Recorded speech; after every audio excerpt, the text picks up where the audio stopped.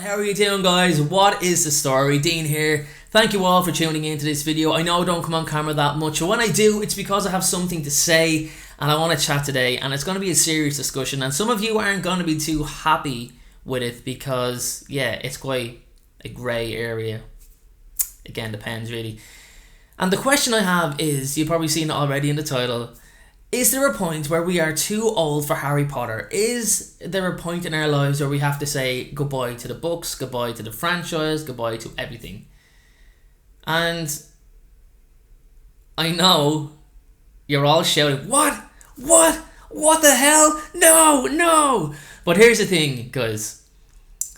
I'm one of the originals. And when I say one of the original generation of, like, I was like 7, I think, when the Harry Potter books came out. So again, around 5 years of age, 5 years of age to 7 years of age, was where you really kind of start coming into your own in terms of being able to read like fluently, and you can maybe take on a book or two. Now I know there are some of you who have been reading from a very young age, like 2 years of age, 3 years of age, and there are some parents that want to get their children reading quite early. But for me and the majority of people, I'd say around 5 years of age to 7 is when you can kind of start tackling books yourself, and that was when Harry Potter came out, and my god, did it take the world by storm. And I am 30 years of age, 30, as my friends in the US of A across the pond will say. This is like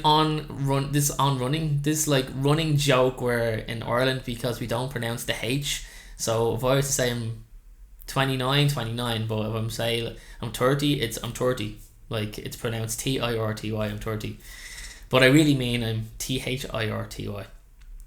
But anyway, guys, it's been said to me a couple of times, you know, Dean, like, you're 30 years of age and you make videos about Harry Potter, like, you know, would you not kind of grow up a little bit, like, grow out of it? Come on, like, you're a grown man.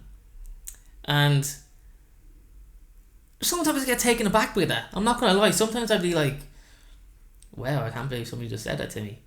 And then after those 3 or 4 seconds of initial shock, I turn around to them and I'd say, okay, so let me tell you something.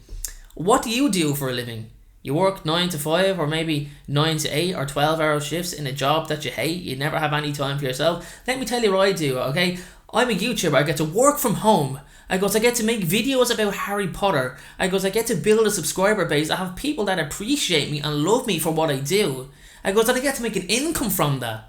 Harry Potter is the reason I can make an income, and a very, very good income. I do work hard, guys. I do work long hours, but I get to work from home. So when I turn around to people and I'd be like, too old for Harry Potter, and I don't think a lot of people realise just how much YouTubers can impact other people's lives, especially our subscribers, especially the hardcore Potter fans. Now, I'm a really I don't know if I class myself as a hardcore Harry Potter fan. I love the books. I really do. I love the movies. I probably know from this channel, I probably know more about Harry Potter than a lot of people. And a lot of good Harry Potter supporters, a lot of avid Harry Potter fans. Because I have to study so much about the lore and read into the backgrounds and read into characters. Like I can tell you like the majority of all the characters, their date of births. I can tell them, you know, everything like that. If you want to ask me, like, oh, Dean, like, talk to you about centaurs, talk to you about hippogriffs, talk to you about acromantulas, I can just list off, like, the history, where they come from, blah, blah, blah, you know. But anyway, I think I have to kind of understand that there are hardcore Harry Potter fans. There are, you know, avid Harry Potter fans. I think it goes, like, you know, normal fan, avid fan, hardcore fan. And for me, I'm kind of in between. As I said, I love the books and I love the movies. I've seen the movies so many times. There's nothing that I love more than sitting down at Christmas time and putting on a good old Harry Potter movie. Probably, I think the first one is the Philosopher's Stone is probably the most Christmassy feel. But anyway, moving on. Yeah, and it kind of hit me from this conversation I had. I had it on Friday. With a person. And, you know, she said to me, she's like, I thought you were going to be crazy Harry Potter and talk about Harry Potter all the time and be like, Harry Potter. And I'm like, no, I'm not, because I have my own life and there's things that I do like and there's things that I want to do, and Harry Potter isn't the centre of my attention. It doesn't mean that I don't appreciate the franchise, but I am on the end of, you won't catch me walk around in a Hogwarts robe. or you won't catch me walking around with a wand in my hand. And in fact, as you can see, my room is pretty plain. I don't have any Harry Potter memorabilia, but do you know something? I can't flip the camera around. I do have Harry Potter duvet covers. What can I say? There still is a little bit of that nerdy geek in me. But in terms of collecting all the memorabilia, just wouldn't be for me. And that's nothing to say that it's wrong for everybody else. Some people love collecting all the memorabilia. Some people love the Funko Pops. I know Sophie is obsessed with Funko Pops because that's what she likes. That's what she wants to do. Me, for example, like if I was to collect anything with Harry Potter, it'd probably be, I don't know, maybe some t-shirts. I love the Harry Potter memorabilia in terms of t-shirts. Like as I was just saying, I was over in Manchester for at a sponsored event by Zavi. So Deck, Sven, Holly, if you're watching this, you guys are awesome. Thank you for making it such an amazing day. Deck hooked me up with this really cool Dark Mark t-shirt, like something I have on me right now, but in black. It wasn't plastered with all the Harry Potter in your face. I had this cool little Dark Mark right here, as if it's like a logo from a brand, and I absolutely love it, and I actually will wear it out.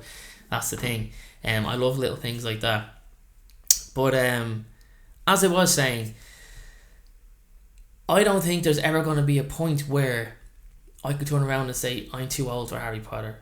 I really don't. I may not. You know, I'm not even going to cut that out, guys. So I'm just going to be real and be me.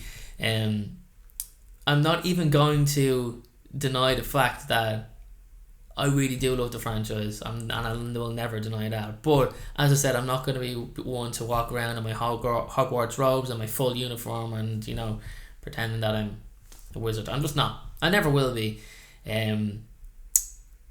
As I said, it goes with the collections and stuff like that.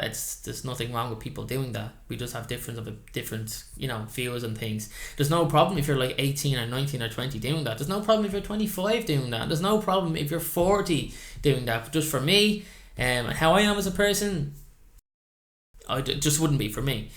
And I think it kind of annoys me when people say, you know, why don't you grow up like, you know, Harry Potter is just for kids. Harry Potter is not just for kids. Like, that book has some dark moments. People get killed. People get tortured.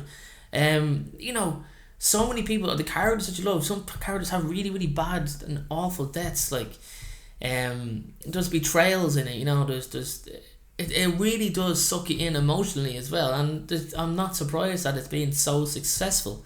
But as I said, when people do say that to me, oh, grow up, like it's just a kid's, like you're doing YouTube videos with Harry Potter, and I'm like, you've no idea how much of an impact that we have on people's lives. And if one person says to me, and it has been said to me before, thank you so much for doing what you do, you know, your videos make my day. I've had people that have said to me, I'm going through such a dark time and watching your videos have really got me through it. I have one example, and it's the most touching example, and it will stay with me until the day I die. If this YouTube thing ever goes, you know, belly up, and again, before I say this isn't me saying, oh, I'm an inspiration to people and I'm great and look at me. It's not. It's just a cold hard fact that what I do makes people happy, and what Sophie does makes people happy. What Vegard does, I keep calling him Vegard. What Vegard does makes people happy. What Seamus does, what Laura does, what they all do, what Cherry does, they all make people happy.